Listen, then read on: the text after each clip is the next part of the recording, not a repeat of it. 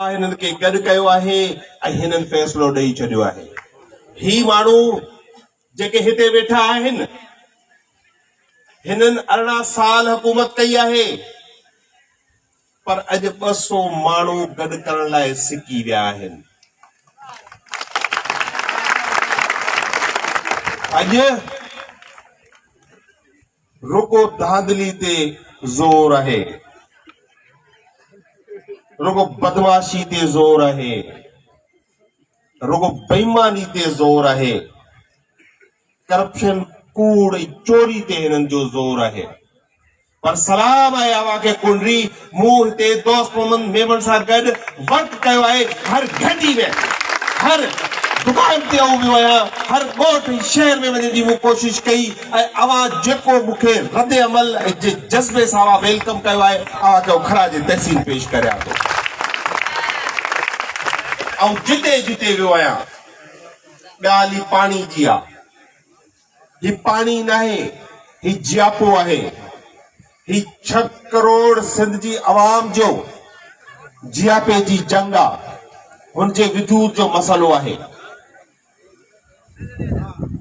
चवनि था असांखे सिंध मैंडेट ॾिनो आहे, सिंध मैंडेट ॾिनो ऐं तव्हां वञी हुननि सिंधियुनि जे 6 करोड़ आवाम जो मुआशी क़तल करे छॾियो।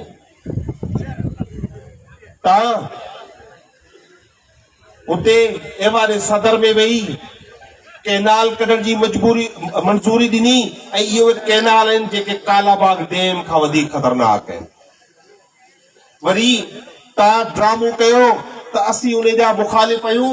यूसुफ रज़ा गिलानी चयो त असीं कोई मुखालिफ़ कोन आहियूं बाबा, पीपुल्स पार्टी कैनालनि जी मुखालिफ़ नाहे। वरी सिंध में केरु मुज़ाहिरा करे थो, कोई धरना हणे थो त ही साॻी सिंध हुकूमत, चाहे उहो सिंध यूनिवर्सिटी जा शागिर्द हुजनि, उन्हनि ते दहशतगर्दी जा केस दाख़िल करे थी ऐं चए थी त कैनालनि जे ख़िलाफ़ न ॻाल्हाए। पर सलाम आहे पूरी सिंध खे जे इन्हनि खे मुस्तरद कयो ऐं पूरी सिंध ॿाहिरि निकिरी आई। ऐं अॼु सूरत हाल इहा आहे, अॼु सूरत हाल इहा आहे, मीर अमला टालपुर हुजे, जाम मेमन हुजे, दोस्त मेमन हुजे, लाल माली हुजे, इलेक्शन कैंपेन में असीं घर घर वञूं पिया, पैदल वञूं पिया, माण्हुनि खे मिंटमेड़ कयूं पिया, माण्हुनि खां दुआ सलाम कयूं पिया, राब्ता करियूं पिया। हिननि वीचारनि जो हशर इहो आहे, 2 गाॾियूं पुलिस जूं अॻियां, 2 पोयां अवाम में वञी सघनि था।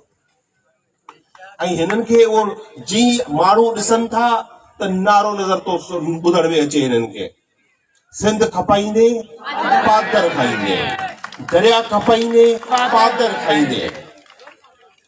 ज़ाब्ता इख़लाक़ जी भञकड़ी पुलिस गॾु खणी था घुमनि, छाकाणि त इहे आहिनि गुंडागर्दी ते कमु था कनि। पुलिस इंतज़ामिया हिननि जी मदद थी करे, पर छा लाइ थी करे? हे तो ॿुधाईंदा हूंदा त भई माण्हू जेके आहिनि पादर हणण वारी ॻाल्हि कनि था पिया, त इन करे ही अवाम में हाणे अचण लाइ तयार ई न आहिनि। हिननि 2 लख एकड़ ज़मीन, हाणे हिन जो नारो छा हो त हारियुनि खे ज़मीनूं ॾींदासीं। हाणे हारियुनि खे था ज़मीनूं ॾियनि। 2 लख एकड़ ज़मीन थर वासियुनि जी जेको उमरकोट ज़िले सां मुंसलिक आहिनि, हुननि जी ख़ानगी कंपनी, प्राइवेट कंपनियुनि खे ॾेई छॾी आहे। हाणे उहो थर जो माण्हू मारवी जे देश जो माण्हू जॾहिं घरां निकिरे थो त उनखे चयो वञे थो त भाई हेॾा न एतिरो तोखे। हाणे न को माल चाढ़े सघनि था ऐं न को उते हू पोखी करे सघनि था। ऐं इहो ज़ुल्म ऐं ज़्यादती आहे। तव्हां ॻाल्हि इहा कई त असीं तव्हांखे ज़मीनूं अलाट कंदासीं, त धारियुनि खे ऐं ॿियनि कंपनियुनि खे तव्हां उहो अलाट करे छॾियो ऐं हाणे उन ते डबल ज़ुल्म थींदो। हाणे जॾहिं ओथर जी ज़मीन पोखण लाइ फर्श कैनाल खां ई पाणी खणी वेंदा ऐं हिकिड़ो पाणी तव्हां खणी था वञूं पंहिंजो बिजली ठाहिण लाइ इस्लाम कोट, त बाक़ी पाणी बचंदो ई कोन। ही थरवा, कोटवा, छोरवा, ही त सभु माण्हू तबाही बर्बाद थी वेंदा।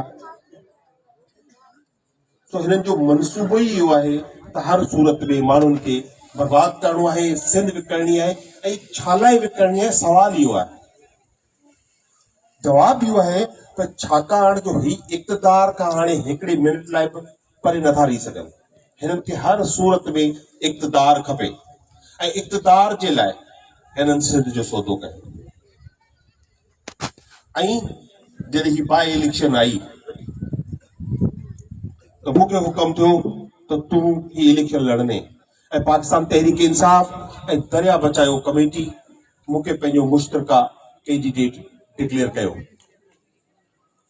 ऐं लाल माली कैंडिडेट न आहे, ही सॼी सिंध जो हर बाशऊर माण्हू कैंडिडेट आहे। छाकाणि जो ही दरिया बचाइण जी जंग आहे, ही सिंध बचाइण जी जंग आहे। ऐं सलाम कयां थो मीर अमानल्ला टानपुर साहब के त हुन पार्टियुनि खां बालातर थी सिंध जे मुफ़ाद में फ़ैसिलो कयो आहे।